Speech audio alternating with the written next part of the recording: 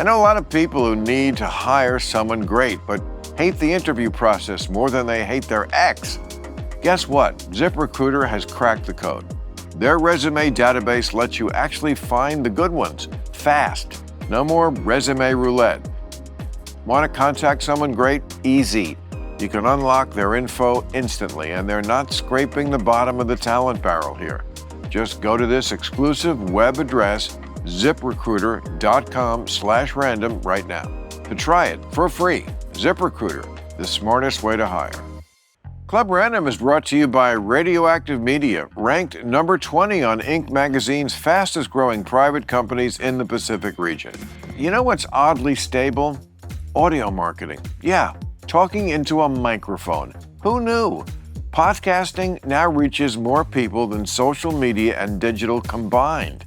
So if you're a mid-sized company or a well-funded startup and you actually want to be heard, text RANDOM to 511-511 or visit radioactivemedia.com, because shouting into the void is not a strategy.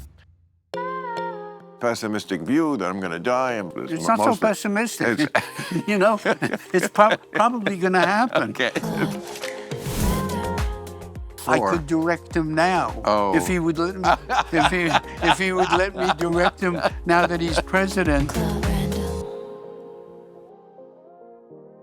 I have returned, like MacArthur, to find a great man. A great man is in my home. How are you? Listen, I'm okay. Everybody's been so nice to me.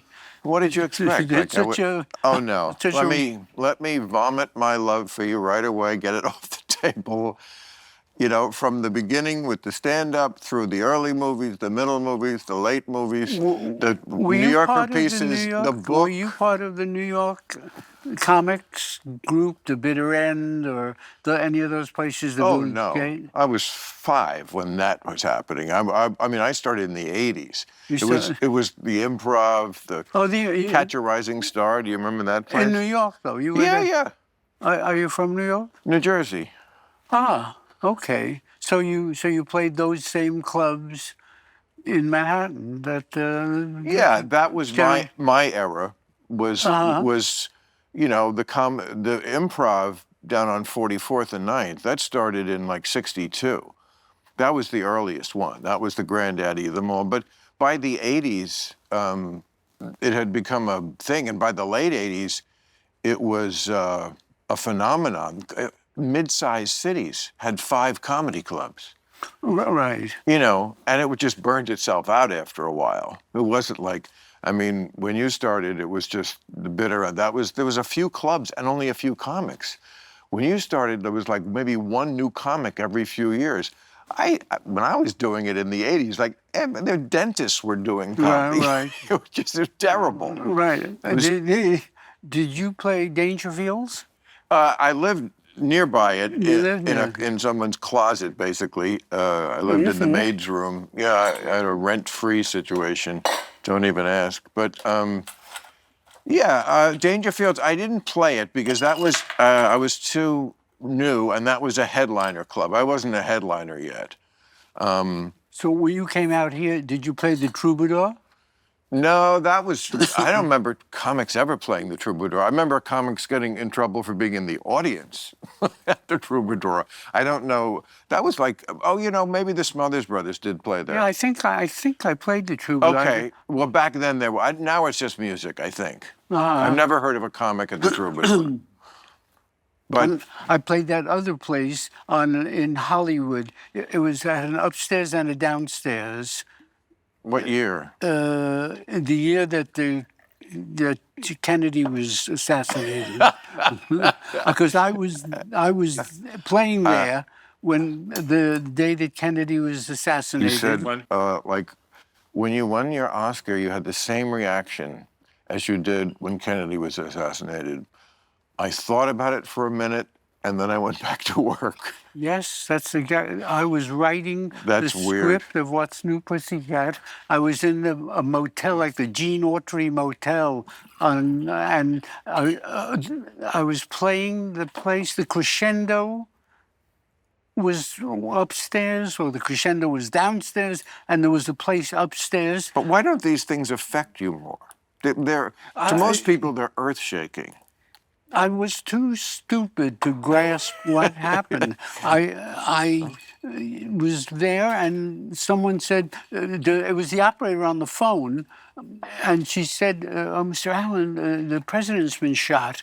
And I said, "Oh, yeah," and I turned on the television. I looked for a minute or two, realized I couldn't do anything about it, and then, and that was it. Well, that is true. But okay, let me challenge you on this. You say in this book, you have no lofty thoughts. I have no what? And you say, I have no lofty thoughts. No, right. But you can't really believe that. No, I don't have any love. I've often said I'm mistaken for an intellectual. This is what I have to challenge. Because answer me this then. If you have no lofty thoughts, why didn't you just keep making the silly kind of movies you made at the beginning that were just gags? I grant you, there are no lofty thoughts in Bananas. There's no lofty thoughts in Take the Money and Run. But then you did Interiors and movies that were like almost all lofty thoughts. But I was riddled with ambition to be a serious filmmaker. But I had nothing to contribute in terms of insights You know why that is? Because there are no lofty thoughts. No, there's one. There's one lofty thought, I think. You have it? You do too. It's your theme too. It's the quote I always think that encapsulates it. I think it's from Eugene O'Neill, but it may be not, or maybe somebody talking about Eugene O'Neill, or it could be Soupy Sales. I don't remember. But the quote is a great quote. A life with illusions is unpardonable, and a life without illusions is unbearable. Yes, I agree with that. That's a big theme of yours. It's a big theme because you do have to, you've got to delude yourself to get through. It's life is a terrible, painful, awful, tragic thing, and you've got to. My solution to it was the coward's way out, to distract yourself. There are people that embrace life and they confront it, and they have all kinds of mature perspectives on it, but I don't. To me, I avoid it. I watch baseball, I watch sports, I watch movies. But that's not relevant. In the movies themselves, there are lofty thoughts, or at least, again, I've heard them somewhere. Yeah. Right, well, we all have. And then we confront them in our own life. And that's really the one I see over and over again about illusions. And there's only so many ways to say that. And everything is just, to me, a variation, if it's lofty, on that theme, said in an entertaining way. You say it in an entertaining way. You're a very entertaining fellow. So how do you deal with it? I mean, are you conscious that you are deluding yourself, or do you want to delude yourself? But isn't that the theme? That again, you and all of us, to a degree, are exploring. Is like it's the dichotomy, it's the paradox we will never figure out. No, you'll never figure it out. That's why the quote is good. A life with them is bad, and a life without them is bad in a different way. Yeah, so all you can do is kind of push it out of your mind and, distract yourself from something. You know the novelist John Irving? He wrote World According... I know of him. I haven't read his books. Me neither. Okay. But I see all his Robin Williams movies. He said every great novel would have better been called Great Expectations. He said every novelist wishes that title was still available, because life, great expectations, Yes, whenever you sit down to write a novel or to make a movie or to embark on some kind of artistic thing, you always, or at least I always expect that it's going to be great. I always, when I sit down to make a movie, I think I'm going to make Citizen Kane, and this, when people see this, they'll be stunned. And then when I finally finish shooting it, I'm in the editing room. I'm praying that I won't be embarrassed, and I'm ready. I'll change anything. I'll put the end in the beginning. I'll put narration into it. I'll do anything, and all your great expectations go out the window. I mean, I was talking more about the character's great expectations. Yours, I mean, I get that's what any filmmaker does. I think what you did early in your career was set down this marker that I can't be embarrassed because I'm an artist, I'm gonna fail sometimes, and that's what's gonna make you like me more. I think that's what you did, possibly not by choice, it's just how you followed that idea. You're not gonna let anybody tell you what to do, how to do it. You are either God in your universe. Right, that's true. You have to do it yourself because it doesn't work any other way. But you have to accept the fact that you're going to fail a certain amount of times. Yeah. The problem is if you're in an art form, if you're a writer at home and you fail, you throw the paper away and you start over. If you're a filmmaker, you have to constantly raise 15, 20, 30 million dollars or something. And then if you're an architect or a filmmaker, you've got to raise a fortune to ply your trade. And so it gets dicey. You can't afford, you're resigned to the fact that you will fail, but you can't afford to fail too much because then you can't get any more money. Yeah. I read in the book that you're talking about going to therapy and said something like, you're waiting for the Godot that never comes. Yes, that's when I started. Which to me is great expectations. Yeah. You know, everything is just... You wait. Which I know you've never read because you say also in your unconvincing defense of how you're not an intellectual, you say, that you never read Great Expectations, you never read Ulysses, you never read 1984, Catch-22, Don Quixote, you mentioned... That's right, I've never read any of the ones you've just mentioned. I've read them all. You want to get the skinny on them? You want to get the... Yeah, can you condense them? Well, like Dickens, 1850. I mean, for the time, but it's asking a lot of 1850 to be relevant today. And also, he was writing them on installment, Dickens. They would be knocking on the door because it had to go in the paper. That's how that book was written. That's how Dostoevsky wrote, too, for the money and bit by bit and, But I never had the patience to read any of them. I was never a reader. I never enjoyed reading as a kid.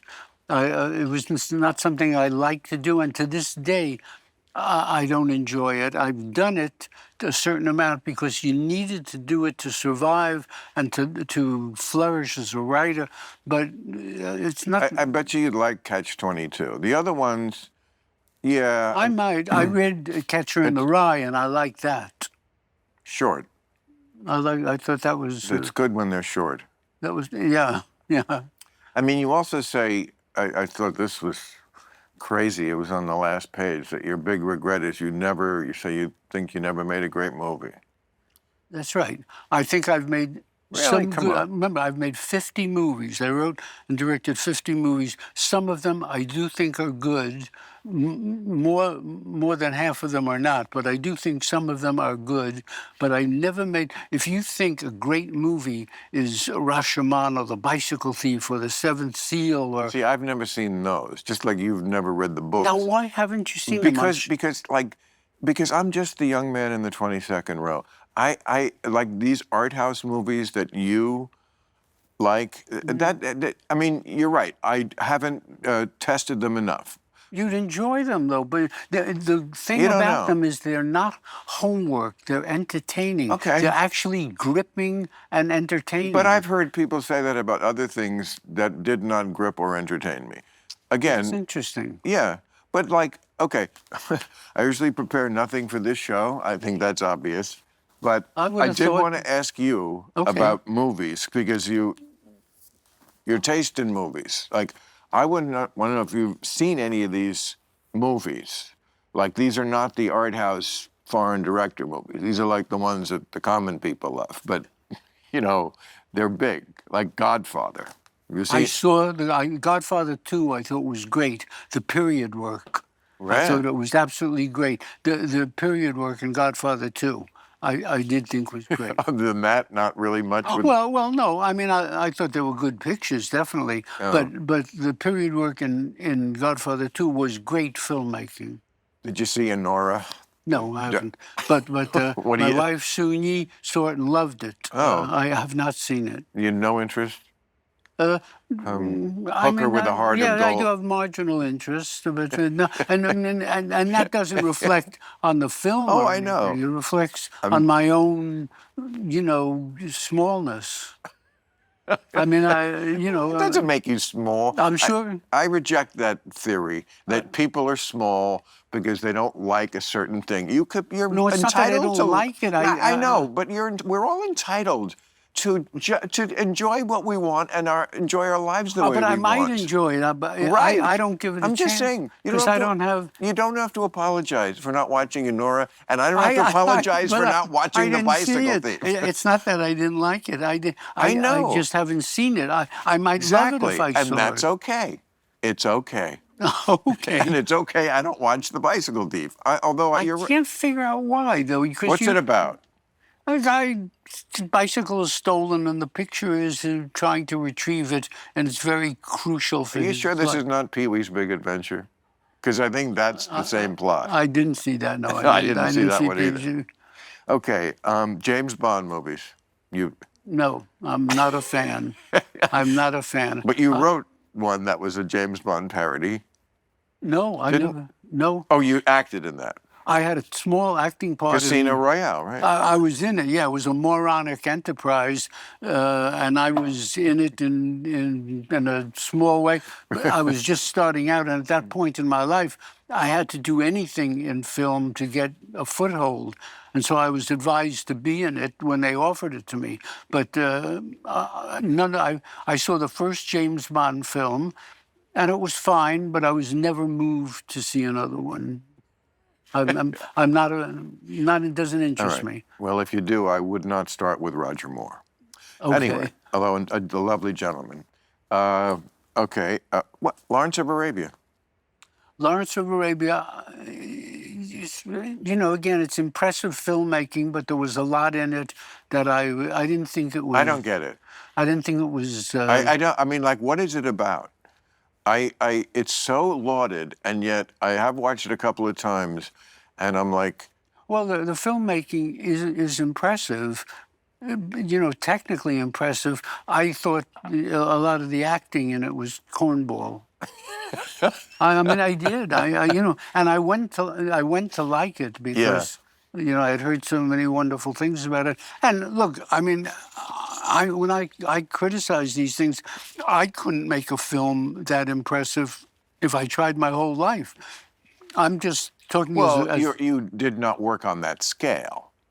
I couldn't. Right, it's not your choice. It's just not your I style. wouldn't be able to. I don't Yeah. have the ability. So what? You had this other ability that they don't have. The Graduate. The Graduate I liked. I saw it years after it came out, and I liked it. Again, I didn't think it was a great movie, but I liked it, and the people in it were wonderful. And So I guess I should just forget about Twilight. which one? Twilight? I bet you your kids have seen it about vampires in the high school. No, I don't know it. I don't know it. I know. Sunset Boulevard. Sunset Boulevard is what my wife would call, and I would agree with her, fun junk. It's, Yeah. it's great fun, it's a junky, silly movie. But No lofty thoughts. but it's fun. Okay, but there we're back to lofty thoughts. I know the one you love is Streetcar. Streetcar, I love. Yes, I think it's a perfect work of art. A great, great play. Every line in it is superb. Every choice in it is superb. They lucked out in every way. They had a great director at the height of his powers. They had Marlon Brando at the height of his powers. I mean, it was just superb in every way. But you also said in the book you relate to Blanche, that's who you are. Yes, and that's going with what you were saying before. I really don't want realism. I want magic. And magic has appeared in many of my films. Yes. And I think there's no way out of this terrible mess that we're all in without some kind of magical solution. Without that, nothing's going to happen. See, I would say that Purple Rose of Cairo might be a great movie because the ending of it's you're rooting for this happy ending that would please your heart, shall we say. But it has a better ending. It's the right ending. It's the right ending. It's the right ending. And that's why it's a brave choice, which maybe makes it a great movie because, well, it's been out 30 years. Can I tell the plot? It's one of my better movies. I wouldn't call it great, but it is one of my better movies. And they did pressure me to change the ending. I'm sure. They had gone up to Boston to screen it. And describe the plot. And I know you say you relate also to that character that Mia Farrow played in that. Hey, you ever try to pick a show on one of the 20 streaming services these days? You scroll for 40 minutes, watch 2 trailers, and somehow end up rewatching a sitcom from the 90s you've seen 75 times. It's the same thing when you're hiring. Too many resumes, too little patience. Everyone's passionate, driven, detail-oriented. Translation, I have a laptop and Googled best search terms for resumes. I know a lot of people who need to hire someone great, but hate the interview process more than they hate their ex. Guess what? ZipRecruiter has cracked the code. Their resume database lets you actually find the good ones, fast. No more resume roulette. Want to contact someone great? Easy. You can unlock their info instantly, and they're not scraping the bottom of the talent barrel here. 320,000 new resumes are added every month. Skip the candidate overload. Instead, streamline your hiring with ZipRecruiter. See why 4 out of 5 employers who post on ZipRecruiter get a quality candidate within the first day. Just go to this exclusive web address, ziprecruiter.com/random right now to try it for free.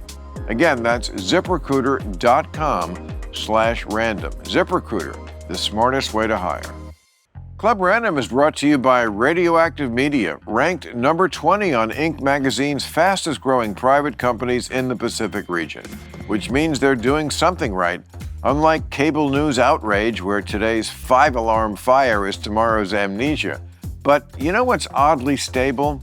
Audio marketing. Yeah, talking into a microphone. Who knew? Podcasting now reaches more people than social media and digital combined. And the people listening, they're not rage scrolling. They're engaged, focused, probably wearing pants. Radioactive Media builds campaigns that cut through the noise because they've studied the noise. They know the space, they know the hosts, and they know how to make your message stick. They believe in the power of audio so much they even use it themselves, right here, right now. So if you're a mid-sized company or a well-funded startup and you actually want to be heard, text RANDOM to 511-511 or visit radioactivemedia.com because shouting into the void is not a strategy. Again, go to radioactivemedia.com or text RANDOM to 511-511. Message and data rates may apply. Yeah, That's you. Yeah. Because the plot is that she's in a desperate, horrible depression life, bad husband, the poverty, the whole thing. And so she goes to the movies. and gets lost in the wonderful As most of America did in those years. Right, right. So the character, Jeff Daniels, handsome leading man, he comes off the screen. Now, of course, this is under the category of buy the premise, buy the bit. You got to buy the premise, and then you run with the bit. So the character comes off the screen, right? Okay. So, and then romances her. I mean, legitimately, they fall in love. And then the actor, Right. the real actor, the real guy, is pissed off because this guy came off the screen and now he's like stealing his thunder. There can't be two of them running around. Right, he's hurting them. Right. So he comes to town to try to get that guy, the one who came off the screen, to go back up on the screen. Yes. So then he romances Mia Farrow. That's and right. she falls for him. And now she has to make a choice between the guy who came off the screen, Jeff Daniels, and the real actor. And the guy who came off the screen, you know, he's a little more true and honest. But the other guy, he's real. So she, you know, as an audience member, you're like, okay, this is great. She's going to get everything she wants. She's going to get this great guy. And now he's human. So they have a future together. But it means the other guy has to go back up on the screen. So she does that. She picks the real guy. The other guy goes back up on the screen. And then she's like, he said, the real one's going to take her back to Hollywood. And she's at the train station and or whatever. And of course he didn't show up. Of course he was just using her. Your heart wanted them to like have this fairy tale ending, but no. But That's what ambitious actors do. yes, but you remember this.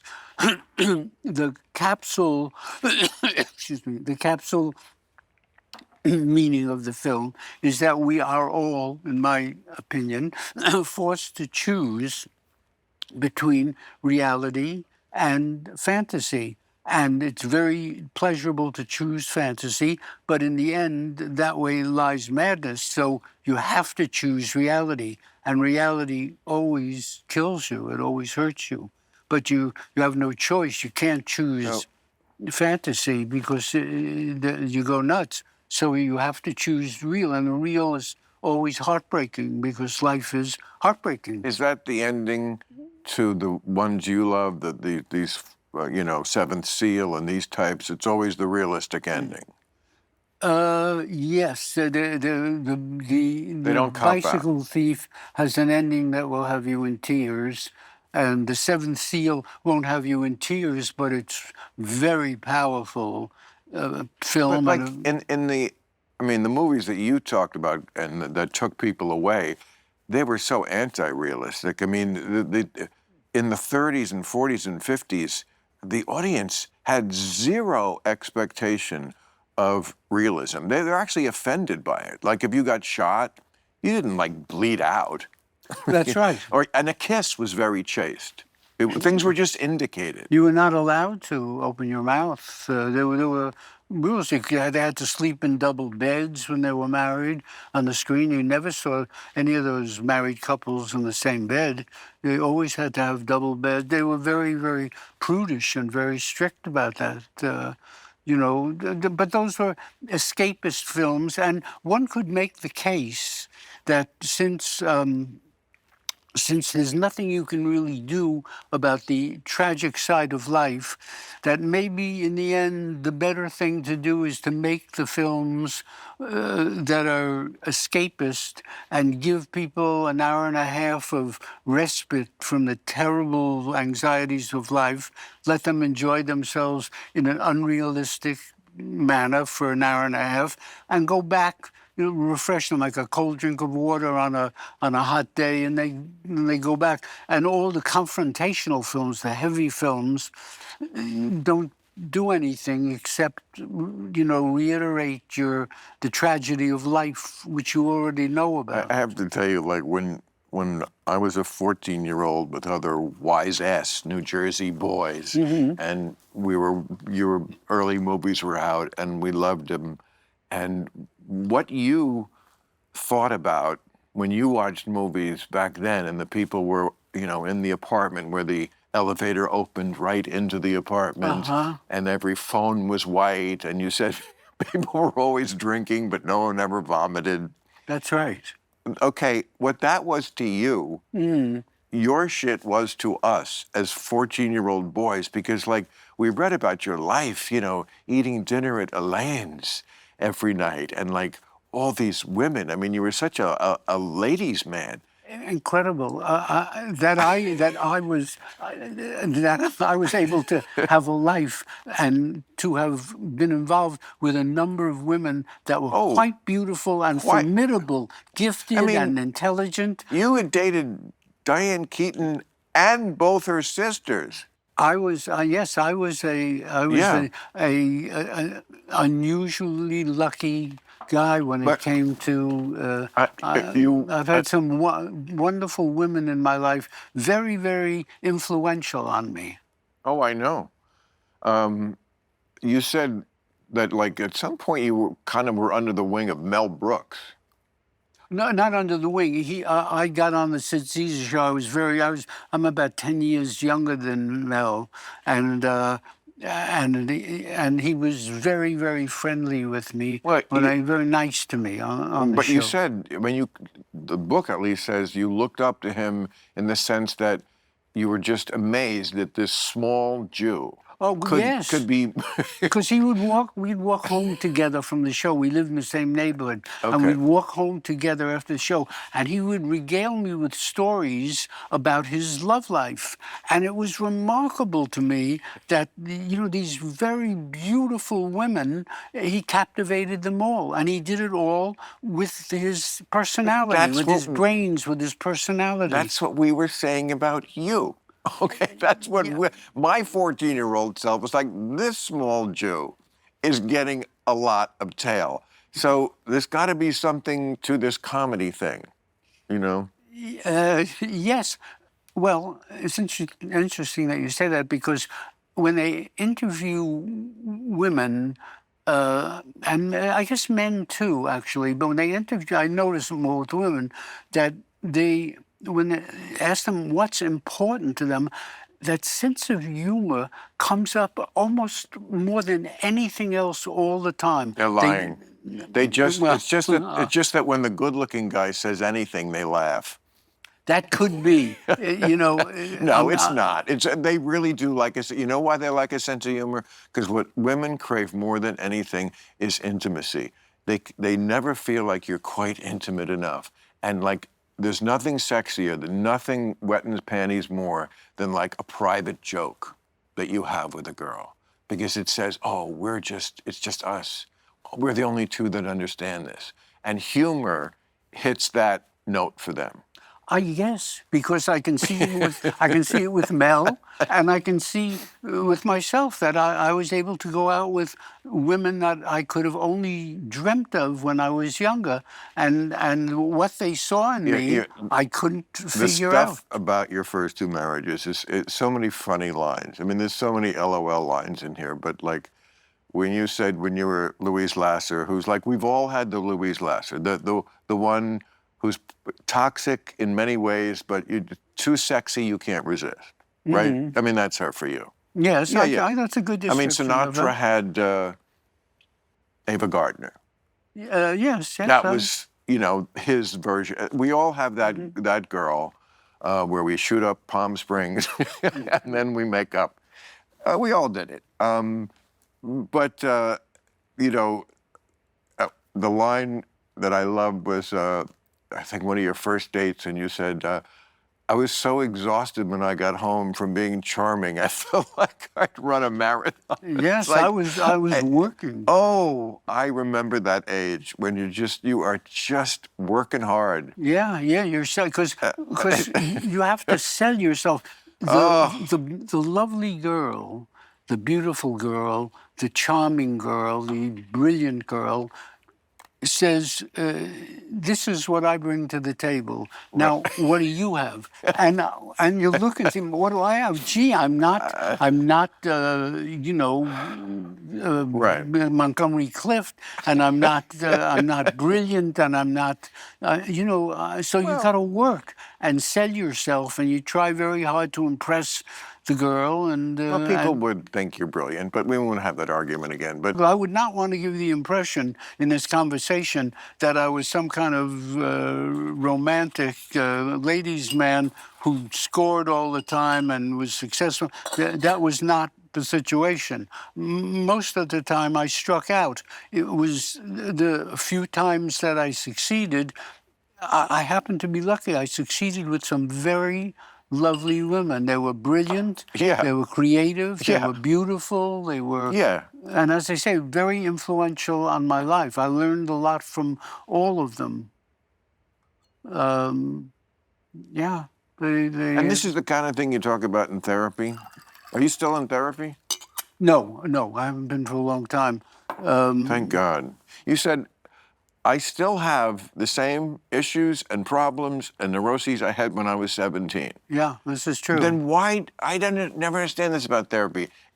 Doesn't that say it's not working? Why keep doing it? Of course, for me, I can only speak for myself because other people have told me that it worked remarkably with them. For me, it worked a little bit. It was a little helpful, not as much as I hoped. I thought I was going to go in and come out, a new man and just in control of everything. But that didn't happen. But I made a tiny bit of progress. And so that was the best I could do. How could a stranger know you better than you? Aren't you always, to some degree, like telling another human being things that you know even deeper, but you're not saying?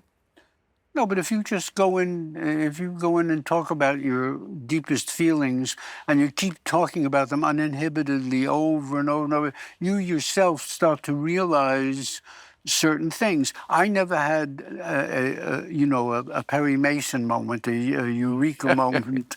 I mean, Right. Where Della would rush into the courtroom with new evidence about your psyche. I never wept. I never broke down. Right.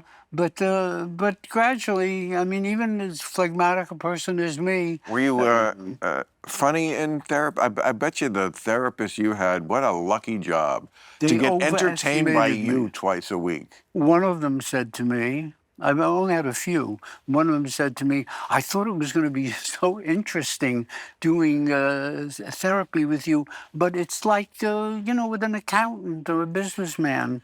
Because I was, I'm not exciting in person. I'm not, I'm not scintillating or I'm okay, pleasant. I think, okay. I think you have, I always thought you had what I call New York syndrome, which is like people who just can't be happy unless they're a little unhappy. Like your thing with, you're obsessed with the universe ending. That you must know that's so crazy. Like, what is the universe expanding, or is it why is it going to end? Something with the universe. It's going to end. It's coming apart. It's coming apart. Flying apart. Yeah, but not like by Friday. Very, very fast speed, increasing speed. I know. But, okay, so it's coming apart, but not for millions of years. You do see how crazy it is to worry about something that's not going to happen for millions. But the overall theme is, I mean, I will come apart long before the universe. I mean, at the end of this year, in December, I'll be 90. I know. And I plan on dying in the next few years. AI could stop that. Would you live forever if AI let you? You mean, what would they do? Insert a little mechanism in my head, and I would never be experiencing me. I don't have the blueprints, but AI is doing amazing things. And keep you just reverse the deterioration of cell damage, which is what kills us. I mean, it's not unreasonable that they could come up with something where you could literally be immortal. Yeah, yes, but right now they have nothing, and I'm 90. I know, but I must tell you that, like, there are some people who are, like, unrecognizable from 29 to 89. Like, you look at a picture, Like sometimes they capture like a guy who was a prison guard at a concentration camp, and they show a picture of you when he was like 25 as the guard at Treblinka. Right. And then now he's been an auto worker for 50 years in Ohio, and he's and he's like, I wasn't this guy.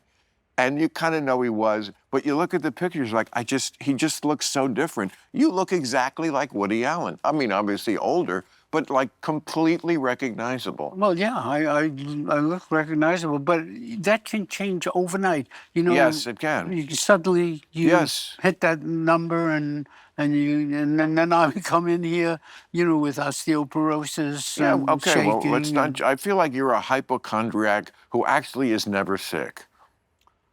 I've been very lucky. I've been lucky. My parents had longevity, Right. and I've been blessed so far without. But I've spoken to people who I'm saying, it's remarkable. You're 95 years old and you look so great. You're so vigorous and everything is great. And next year they're dead. Yeah, look. I mean, I'm about to be 70, which I'm sure to you is like, oh, if I was only 70. 70 would be a pleasure. Exactly. And I feel the hot breath of, who with the scythe, you can't not. You feel, even though we feel fine right now, we know the thing is chasing us in a way it wasn't chasing us when we were 30. It's closer to us. Yeah, it's coming up. But again, we don't know with AI and things like that. And I mean, Yeah, I don't put much faith in it I still think that I'm 90 Yes. and I'm going to be dead soon. And the AI, what can they do? They can only, put mechanical things in your head or your heart. And we don't know what AI can do. That's the whole point, is that they're smarter than us by now. We don't know what. First of all, they're plotting against us. You know this, right? I mean, the robots are going to take over. But they also might keep us alive. Or they might kill all of us because we misgendered somebody. I don't think they're going to keep us alive. I mean, I don't think necessarily they're going to kill us, but I don't think you're ever going to get to that. I mean, they can increase longevity with advanced medical, knowledge, but I don't know. It doesn't look good. There's no way out of this. Now that you're in California, can't thank you enough for coming here. Get some sun. I know you hate the sun. We're solar creatures. We need sun. I hate the sun. Yeah. But I'm telling you, this is science. We already know. We don't even need AI to know this. We need sun. We're solar people.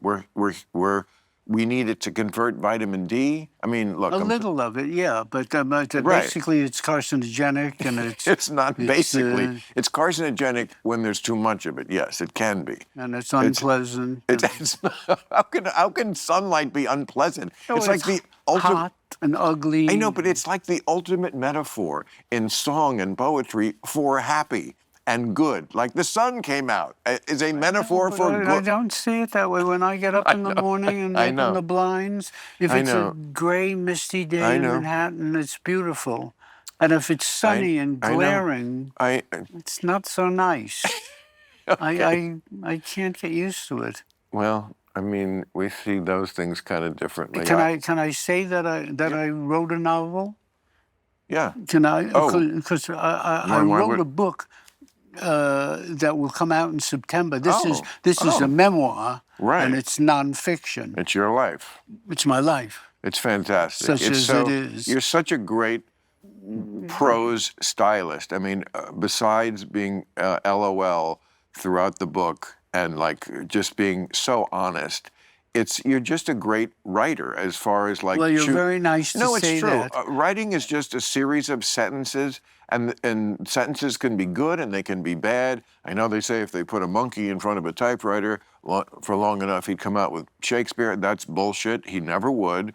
But the rest of us are choosing from the 400,000 or so words in the English language, and you choose great ones. Well, thank you. It's true. I decided finally to write a work of fiction, and I wrote a novel the title is escapes me at the moment, called "What's with Baum?" What's like What's with Woody, or What's with Baum, and it comes out in September of this year, and I have no idea how people will respond to it. I'm hoping it will entertain them.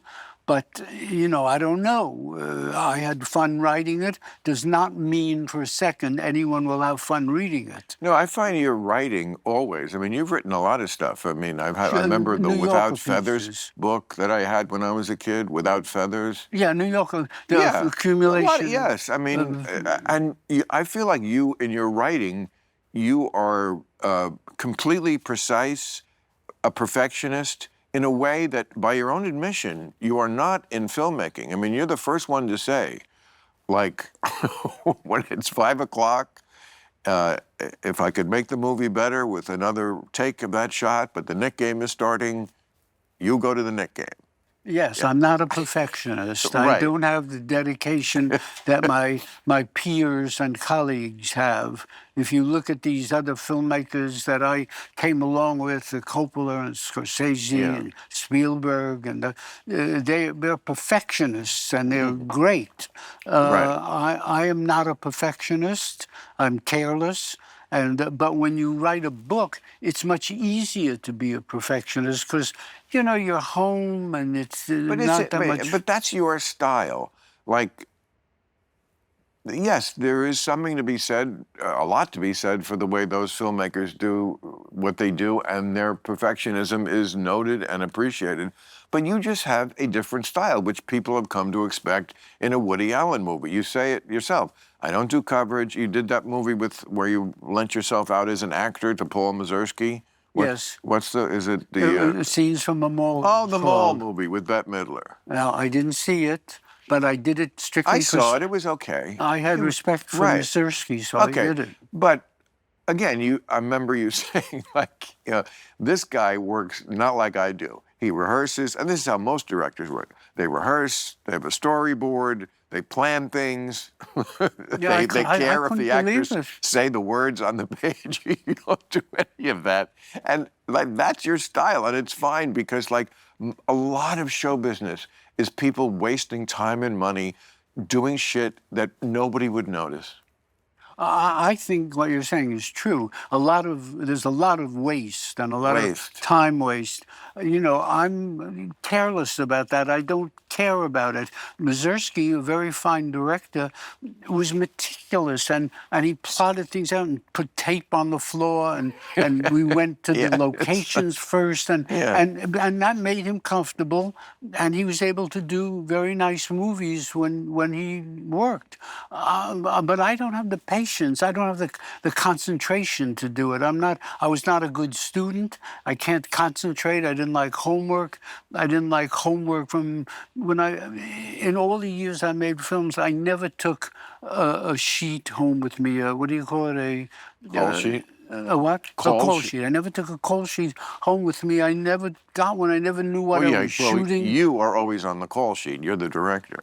I'm the director, and I don't care what I'm shooting the night before. It's whether you were on the sheet as an actor. See, to me, there's two kinds of Woody Allen movies, and they both can be great. I mean, but the ones you're in are just different, like you're just a charismatic person. It's impossible to explain.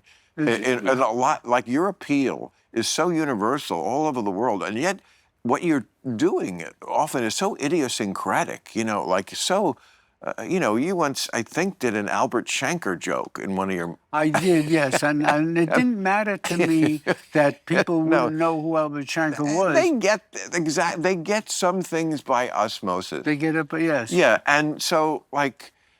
Yeah, when you're in the movie, I mean, do I like a lot Vicky Cristina? Yes, and Match Point, and I love Midnight in Paris. But, like, I like deconstructing Harry more, because you're Harry, because it's just a different kind of movie. It's interesting. The one thing that I remember that you would not agree with me on for sure was... I know you took issue with my adoration of Bob Hope. No, no, not in the way. No, I don't know who told you that. I Not, saw you. I mean, oh, I saw you on television, and no, no. I don't remember the quote. Okay, But you seemed well, to feel that okay. it was hard for you to understand You know what the that is? level of adoration I You know, had for him. but you know what that is? That's because I saw my parents, who are World War II veterans, both of them. My father was in Patton's army. My mother was an army nurse. They met up over there. In the era when Bob Hope was every GI's hero. And I watched them become so disillusioned when he became a right-wing, cheap, phone-it-in, whoremongering douchebag. Okay, so I'm not that far off. No, that you have criticism of him, right? No, but he was great when you loved him, and I can totally separate the artist from the schmuck. I mean, I will listen to an R. Kelly record tonight if I want to. I don't care. And yes, he was great in those early movies, but he did become this asshole who would never do a second take. I remember when his specials would come on, and my mother used to be, Bill, his monologue is starting. They would gather around the TV. This is the World War II guy. And that at some point he was just stumbling through the cue cards. And I remember working with him once on something, and I heard this from other people, would never do a second take. Even when you stumble over a line or something, and I need more runway jokes. He just became something different. And I saw that hurt my parents. So I did have a little bit of venom for him. That's interesting, because Right. I agree with you that his later work was not comparable to some of those movies. But if you see The Great Lover, Yes. Yeah. some of those pictures, No, he's the road amazing. I love the road movies. I love Bob Hope is a Coward, and I know you were doing Bob Hope as I did them all the time. Yeah, and that's good. You steal from the best. I used to do them before I would go out on a date with a girl. I wasn't thinking, gee, I'm going to be Alan Ladd or Gary Cooper. I'm going to be Bob Hope, and Right. and that's who I was. That was my idol. And you can see me doing him in movies sometimes shamelessly. It's really, I'm really Yes, putting on his suit, as Jack Rollins would say. When you're being arrested for backing out badly in any hall, and you're saying to the cop, this is not necessary. I don't mean to be facetious or didactic. That's Bob Hope through Woody Allen. And of course, it's unrecognizable to most people. That's the great thing about being a bad impressionist. When you steal, nobody even knows. Nobody knows that you're stealing, yeah. But I stole from him. I did a little documentary film honoring him for Lincoln Center once. Dick Cavett and I put together a thing, and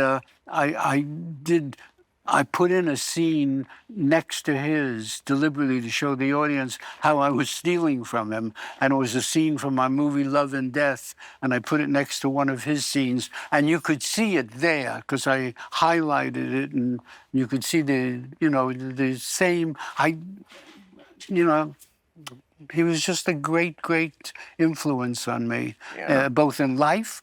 Before I'd go out for an evening with a young woman, I would put on, and of course I was never myself. What they must have been thinking, who this idiot is that I'm out with tonight, who's cracking these one-liner jokes constantly. But it's better when someone gets to, I mean, he lived to 97, as I recall. You did, yeah. It's better when someone in their later years doesn't become something that makes you go, you didn't, despite what the idiots who witch hunted you want to make people believe. Well, you didn't. You're the same guy. Yes. You didn't become Bob Hope. I'm hoping in the second half of my life I can live up to that. Groucho was a guy who aged and didn't lose his touch. Groucho, let me ask you this. If you think you've never made a great movie, how come all your idols, the people you idolized, were your fans? I'm talking about Groucho Marx, S.J. Perelman, Tennessee Williams, Fellini, Bergman. all these people who are your idols, they all were your fans. It's in the book. Yes, How they could you were- not make a great movie if they all liked you They that were much? fans, but I think if we got down to specifics with them, they would say, yes, I liked him. He was very good. He did this and this. But no, I wouldn't say Really? any movie he made equaled City Lights or Kurosawa's movies or Bergman's movies or Fellini's. So it has to be right at the tippy top of the movies that I may never see. That was the big I'm going to surprise. watch them. I'm going to watch them. That's the big surprise with this I'm gonna watch conversation them. to me, that because you would enjoy them, they'd be meaningful to you in terms of content and intellect, and you would love the actual. Let's just say I saved it for my 70s. I saved something in my life. Isn't it good? Because Yes, you can look. Yeah, you look Yeah. forward to them. Yes, You can look forward to those movies. I will definitely look for. I mean, I wish I could see. I know you probably are never going to appear in another movie. You're certainly too old to play the ingenue. Yeah, that was the drag for me. When I stopped being young enough to play the love interest. Men get a bigger break on that than women. Yes, And I mean, but how when old were you when you made Deconstructing Harry? I don't know. I don't know how Okay, old I but was. it was not something that made people go, "Oh, that's ridiculous." You didn't throw up. You no. didn't throw up. Exactly. And what more greater benchmark can we have than that for filmmaking? You didn't throw up. Yeah, that's the quote we use for the picture to sell it. But I love that one because it's dirty. Like you say fuck and cunt and and I never saw you do that before so much. Did I? Was I dirty? In It the was. picture? I loved it. It was not very, but but yeah, there was that character said some dirty things. Yeah, I'm surprised because I was always very careful about that. That's why I loved it because you weren't. I Also had those jump cuts. Remember that in Deconstructing Harry? I don't remember the picture. No, I mean I remember some things in it, but I don't remember. You don't remember doing those jump cuts, where it's like. I don't, because I've done jump cuts in some movies. Oh. I don't remember. Well, anyway. I was always very clean in my movies, and not because of any prudish impulses, but I always felt it was, unless you needed to do something. What they called dirty. It wasn't dirty, but that's how they referred to it. That you didn't need it. I never showed too much violence in my movies. Not because I love violence. I mean, in Bonnie and Clyde, I think it's brilliant. But it's all those things are used so. To substitute for good drama. People think that it's very dramatic or it's very funny or outrageous because it's dirty or it's No, you're not. I mean, you are the farthest thing from dirty. When I read that Ed Sullivan and Jack Parr both accused you of being dirty, I thought, yes, they did. For what? What? That was. Well, in those days, But what was it? What was it that got their panties in a bunch? There's the slightest kind of sexual reference, mild, so mild it would be ridiculous. You wouldn't consider it dirty at all. But they were, they were prudish about their shows and their audiences. But you could still be in a movie. You're just not the love interest, unless the woman's 80. Yeah, it's hard to be in. It's hard. I don't want to do a geezer movie. No, but but what you could do is just not be the lead character. That's almost better. Just be an older, a 90-year-old person who's in the story, because we like it when you're in the movie. Yeah, and you look the same. But I like to get the girl. I like to sit opposite the girl over candlelight. Well, you can't. No, I can't. I know. Okay. I can't. What do I? And I know. You can't. But you have to come to terms with. I mean, mortality, I mean, do you ever I mean, you seem to have this pessimistic view that I'm going to die and blah, blah, blah, which I guess is It's not so pessimistic. You know, it's probably going to happen. Okay, it's probably going to happen. But, I mean, does that give you any second thoughts? Do you ever hedge your bets about, no, I don't know if you call yourself an atheist. I think we're both very much on the same page with that. I proudly say the word, but I don't know if you do. But we I mean, you've said in the book, religion's a hustle. You think God is a crass bungler. This sounds exactly like what I think. Yeah. But does it make you ever go, whoa, maybe I should start believing just in last minute? No, I think that you either have that gift or you don't. I don't. Right. So I couldn't. But, you know, I always envy people who actually believe in God. It's Yes. a great Tremendous. pleasure, you know, a great thing, a gift. People who put their head on the pillow at night and say, I know that if I die in my sleep, I'll go to a better place. And believe it, not because they're not doing it for any other reason. I was not blessed with that, no. I mean, when you think about the changes just from one generation, I mean, what year was your father born? 1900. 1900. My father was born in 1921. That's about, we're 20 years apart, about the same thing. I mean, that's just one generation. But we have, I mean, just the smartphone. Forget about AI. If they Rip Van Winkle their way back to life, your father or my father, coming from a time, your father before radio. Well, I mean, it's just mind-boggling how much change takes place. Yes. In a single generation. Really does. Yeah. If you think back, if I think back to my grandfather, I mean, I think back to Lincoln. You know. Abraham Lincoln. Abraham Lincoln, the same guy, right? There was a Phil Lincoln, gay. No, I'm thinking of Abraham. Yeah, no, I know. Yeah. But your father, interesting the way you write about him. You know, one of the funniest things, the gag and radio days that killed me was, you know, your father was kind of a wily Odysseus kind of character, right? You know, he was shifty. And shifty, right. And so the kid, you know, he's acting up at the table and the mother's always like, stop it, your father worked so hard. And the kid keeps saying, at what? That's right. You never knew in my family. Okay, I accept he works hard. Doing what? Well, you knew your father's job, right? I did, yes. You did. You had a stable home. I did. I was very lucky. Well, you did too. Yes, it was stable. It was very loving. I have no excuses. I had loving parents and friends, and everyone was nice to me. And I grew up misanthropic and but they were married, depressed, and 70 years. My parents. Yeah, isn't that? Yeah. I mean, that's as long as I've been alive. Out of spite. What? Out of spite. You know, right. That's a great line. Yeah. Out of spite. Yeah, they stayed together, but I had a very nice childhood. All my relatives loved me. And everything was great. I should have been a very happy, sweet, nice, good-natured person, but I turned out to be misanthropic, neurotic, hypochondriacal, depressed.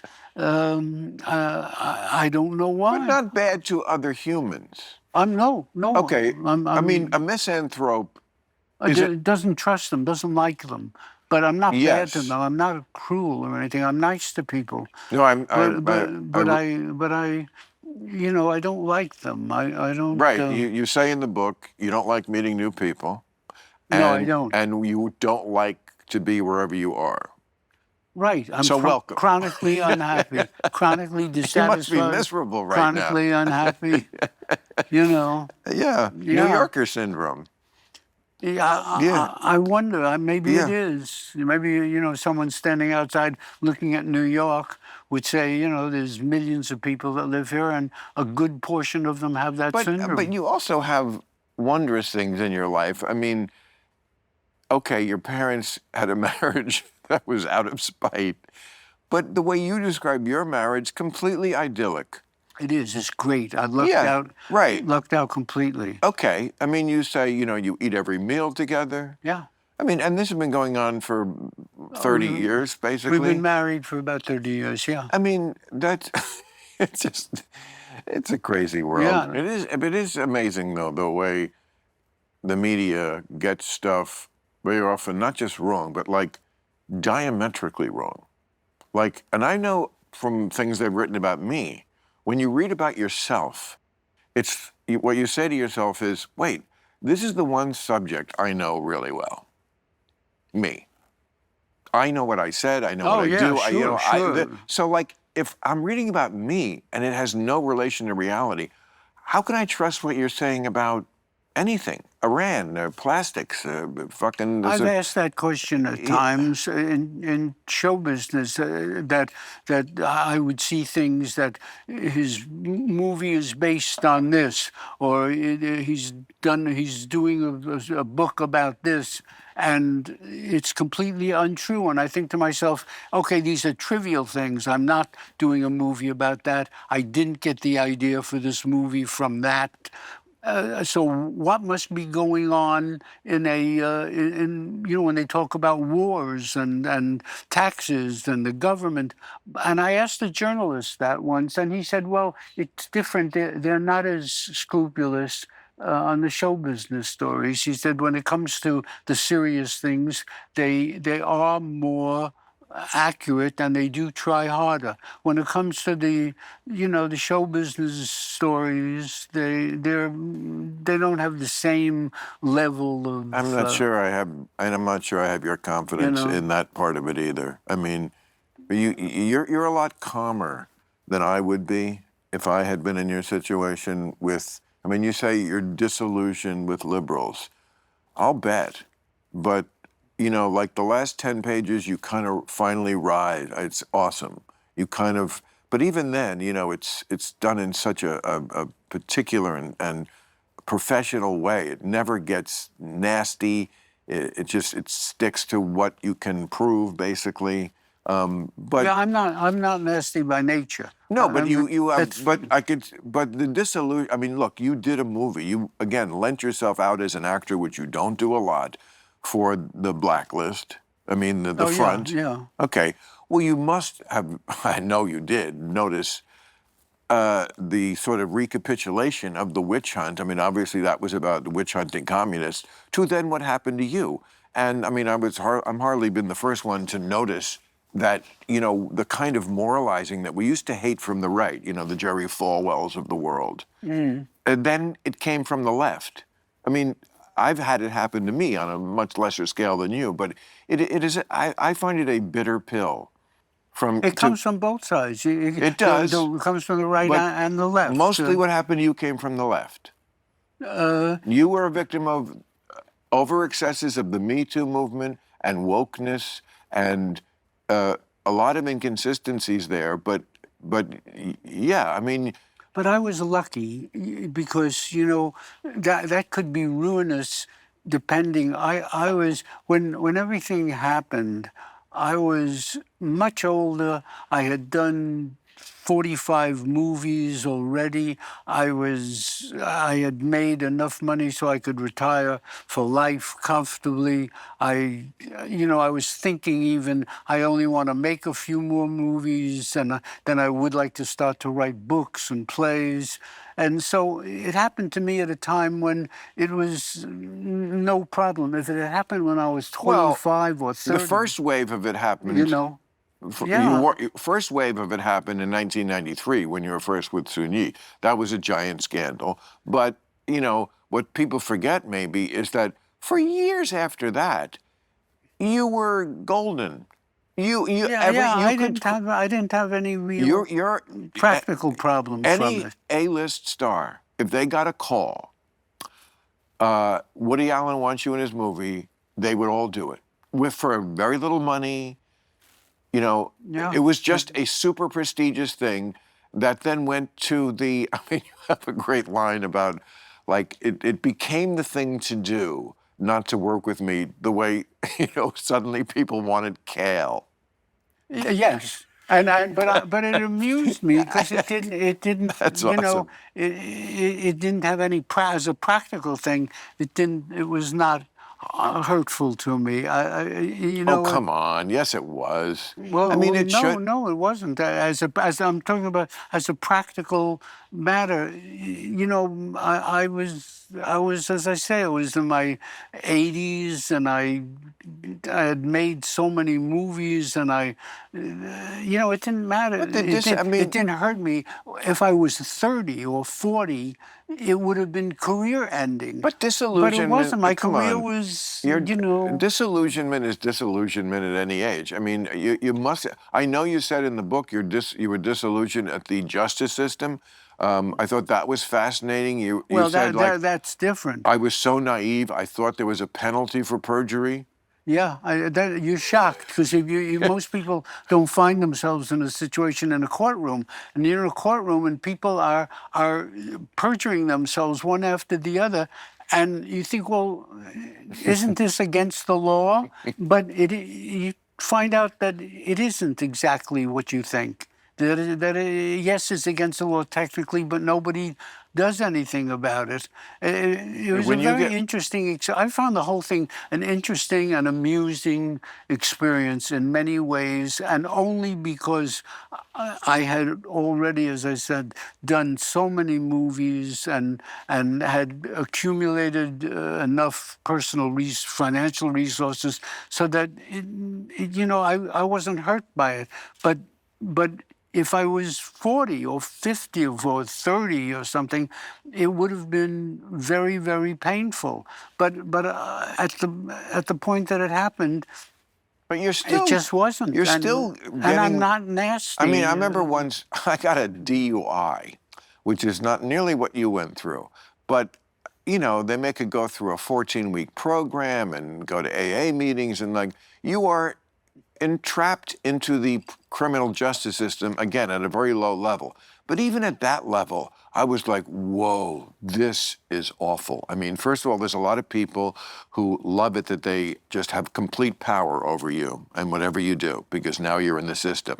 This system, it gives you a great insight into what it must be like, you know, for Now Black Americans I who wasn't are at the really. shitty end of the justice system for their whole existence. Yes, but I was lucky because No, I am I saying it, but it wasn't. gives you an insight when you see the justice system up close. Yes. It's sobering. Right, but fortunately, I was never really in the system because I was never There was, of charged course with. you were. There were 2 police investigations. Yes, but I was never charged with anything. I was found. I know, but You that know, would it make was me. found that nothing ever happened I know, in but both investigations. So I never really suffered I as much as I you would might have. think. But I will say it was fortunate. It came at a fortunate time in my life because I didn't have to worry about money and I didn't have to worry about making films. I made them and you know. Well, you were much younger when those 2 police investigations were going on. I would be shitting in my pants if the police were investigating me for. Not if you don't if you're innocent. Yeah, except innocent people sometimes don't get. I mean, humans are making these judgment calls, and we know what we think of humans. I don't think much of humans, but I do have great faith in evidence. So I never for a second had Wow. a bad moment because I felt it was kind of amusing to turn on the television set and see people talking about it when I knew what the situation was, and So you have no bitterness toward the people who renounced you? I mean, there are some people who defended you, like Scarlett Johansson and, well, me, but I'm not in movies, Alec Baldwin, all your no, they were very ex-lovers, no. Diane I Keaton. don't. These are people that just made a mistake. Who? I don't. I'm not criticizing them. The renouncers? They think or thought, whatever the occasion was, that they were doing the right thing, but they were not. No, they didn't. They're cowards. Are you kidding? They were Timothy making. Chalamet, look, he's a great actor. I'm not trying to pick a fight with him, not that he would care. But you know, I saw him on his campaign for the Dylan movie, which he was incredible in. But this boy wants an Oscar more than his next breath. He'd throw his mother under the bus, okay? So I can't like quite sit back as well as you can with this equanimity and say, oh, that, or Greta Gerwig, who renounced you, and, oh, I'm so sorry I worked with him. Okay, you know, she's a big movie director. They're making a mistake. They're not. First of all, I've had a good time working with both of them, and they think that they're doing something honorable or helpful, but they're not. They guessed wrong. They made a wrong decision on that. Someday, maybe they'll realize it. Maybe it will be clear to them for whatever reason. Maybe it never will be. But that's all that they've done is made a mistake. They're such sheep. You know, it's like, look, the press loves to anoint people. You were anointed for a long time. You were the most anointed person. I mean, the New York Times was always, you were the greatest thing ever. And you were making great movies. The issue was it never resonated with me. So I just worked and did my movies, and the marriage was great. And, it hasn't had a practical impact on me. You made a movie recently. Can we? Is that it? Well, I've written a novel recently. People see television more. When you do a movie and it goes right to streaming, who cares? Who cares if you make them go to the movie theater? If they see it in their home, isn't it more important? I don't know. I grew up in making movies, and they went into movie theaters, and it was a different phenomenon. I'm not happy with them going to screenings, and I just don't streaming. I'm sorry, it just doesn't interest me that much. So I don't care. But people see it. More people will see it. Yeah, more people see it, but that's not how I wanted to present it. I want to present it in a movie theater on a screen the way I grew up watching movies. And if I can't, I don't think I want to make movies. I want to write novels or plays. Because because you think the communal experience of a theater is important. Yeah, the whole gestalt of the thing, the whole, waiting online and going in with a lot of people and sitting down with 500 people or 400 people and watching it together, and then they're not isolated. Everybody isolated watching a movie at home. But this is a civilization gone with the wind, right? I mean, that's civilization. That's civilization. Yeah. And so I'm happy to make a movie maybe, but not thrilled with it. The excitement is gone. So that's why I wrote this novel. It was fun for me to write a novel, and it will be fun for me to write a couple of plays. I have a play that's in Europe that's going to come to the United States. It's more interesting to me to stand in the back of a theater and watch. Do your kids ever argue with you about stuff like this? Your kids are like grown now, right? Yeah, but they're young adults. 26. They're what? They're 26. I have two daughters who are 26. Okay. Do they argue with you about stuff like this? Do they, is it the typical dad, you gotta get with the... No, they don't. They don't. I didn't raise them as, show business kids or movie kids. I didn't show them my movies. Eventually they caught up with a couple of them, but no, they're, no, they don't argue with me. They argue with me about a lot of things, but not that. Mm-mm. What movies of yours do they like? Don't say it again? What movies of yours do they like? I don't know. Really? That didn't come up with your own kids? No, because I don't know which ones. They've seen some of my movies, but I don't know which ones they've seen. I never visited that on them. They're two New York kids. They've gone to school in New York, and one works in the art world, the art gallery, and another one works Emily in Paris. But I never I never pushed them in any way. I have a very, nice, warm, loving relationship with them, and I never wanted to inflict, oh, you got to watch your father's movies, or actually, the only movie I really ever inflicted on them, and it's not an infliction, it's a treat, was The Treasure of the Sierra Madre. I want them to see it because I find that to be a great American movie, and I showed that to them, and they liked it. Well, I will put that on my list with the bicycle thief. You never saw that? I may have seen that. Is that Humphrey Bogart? Yeah, yeah. Okay. And Casablanca, do we like that one? You know, I'm not nuts about Casablanca. I mean... but you wrote the movie that's a parody. I know, but see, people always associate these things with my life. I wrote because I thought I'd get jokes for it, the same way in Manhattan. I thought I'd get jokes with the older guy and the younger woman. And I thought in Play It Again, Sam, I would get laughs doing stuff bouncing off Casablanca. But the lady who used to write for the New York Times wrote a book about Casablanca. She was a critic for the New York Times, or a feature writer, and she wrote a book about Casablanca, and she called me.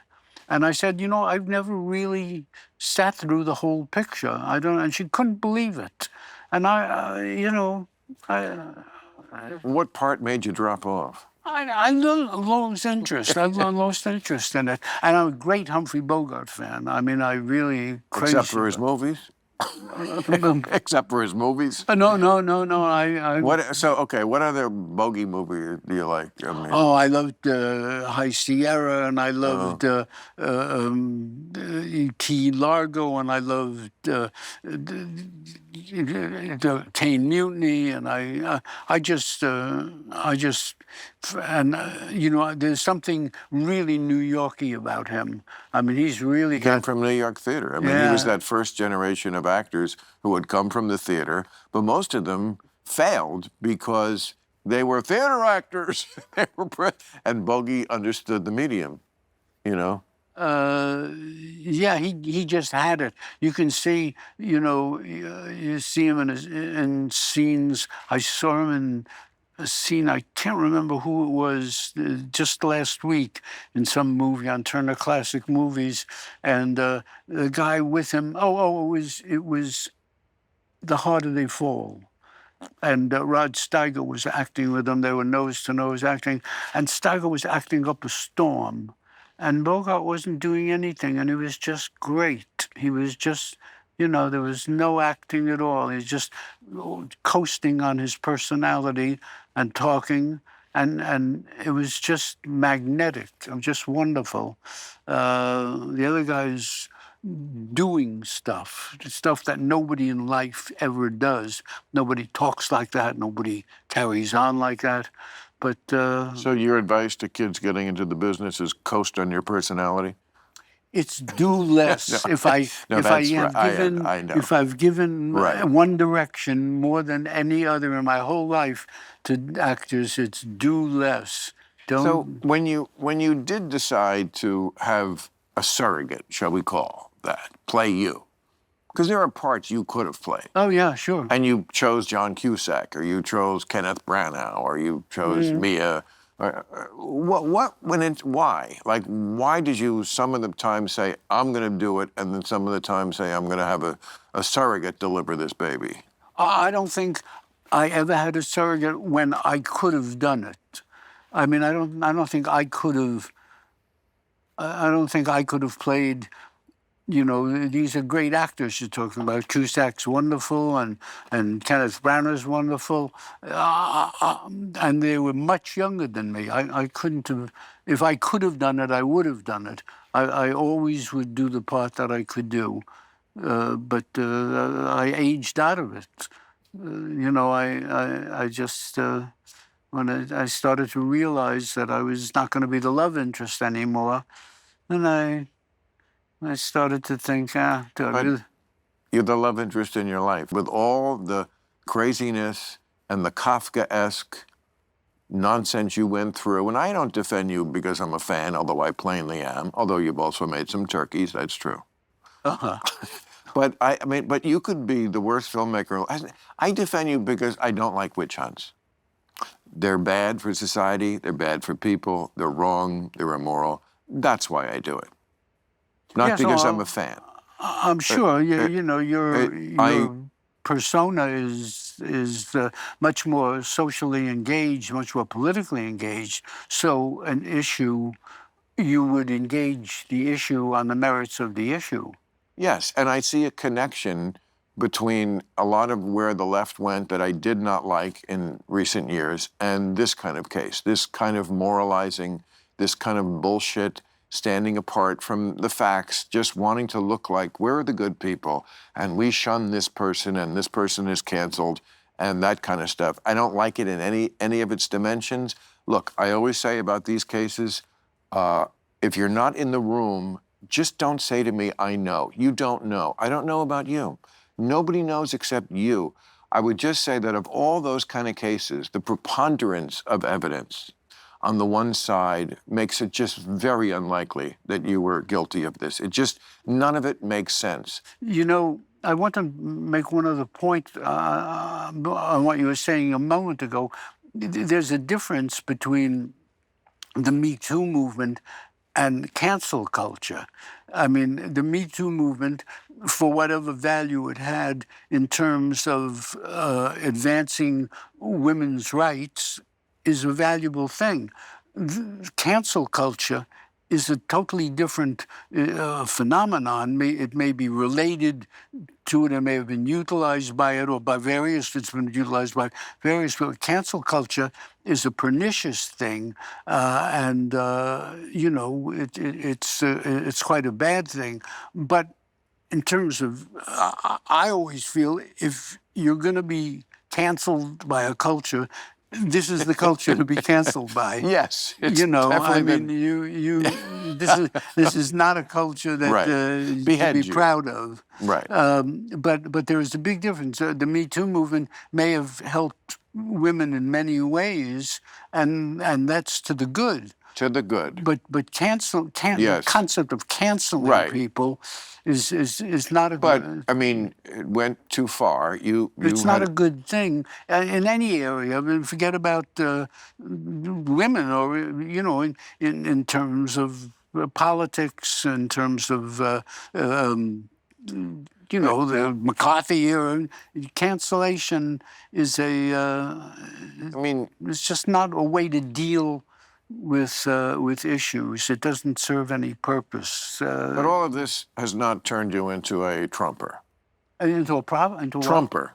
A Trumper? No, I'm not a Trumper. I'm one of the few people who can say he directed Trump. I directed Trump in a movie. No. Yes, Celebrity? in Celebrity. And he Okay. was, you know, he was a pleasure to work with and a very good actor. He was very polite. How dare you. And hit his mark and did everything correctly and had a real flair for show business. If you think I you were only canceled wish before. I could direct him now. Oh. If he would let me, if he would let me direct him now that he's president, I think I could do wonders. But he was very easy to work with and No, very, yeah. and very He's different in person. And when you say that, people who are just purely emotional get very upset, even though it's just the truth. We're just saying the truth. You know, I am a Democrat. I voted for Kamala Harris, and too. and I you know, take issue with him, you know, on 95% of the things, maybe Right. 99%.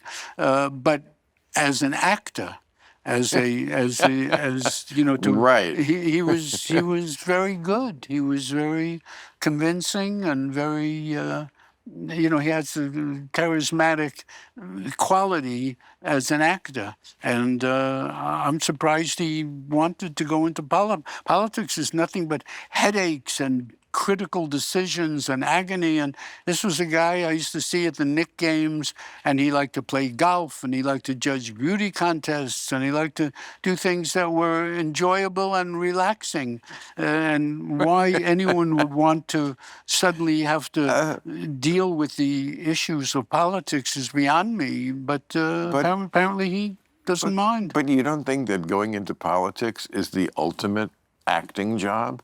I mean, that's the whole point about him being so different off stage. They got mad at me for saying this, is that it's an acting job, and they all do it to a degree. He just took it to like with everything with him, to the nth degree. But it is the ultimate acting job. Being but that doesn't bother me. They all have to put on a certain patina for the public and all that. But I disagree with many of, I would say almost all, not all, but almost all of his politics, of his policies.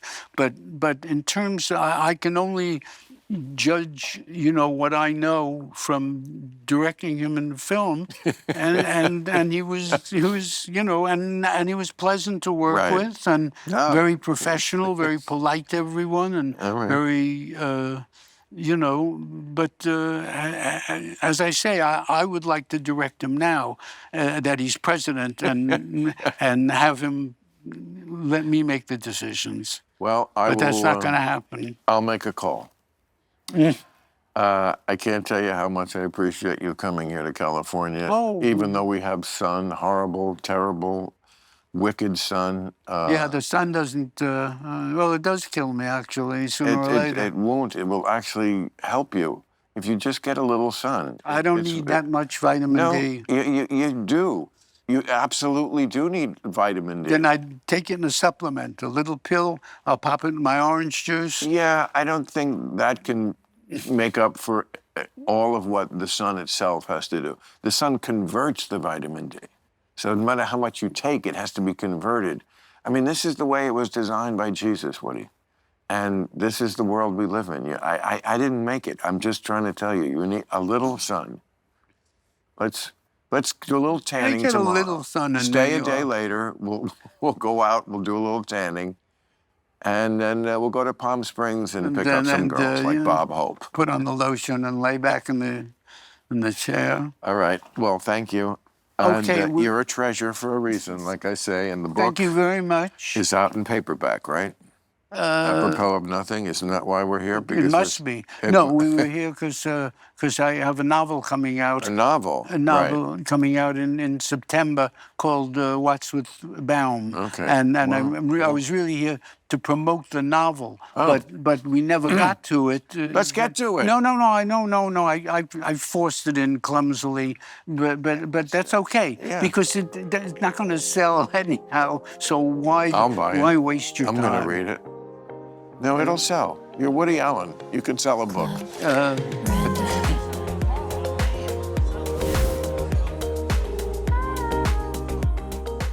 You've been very, very...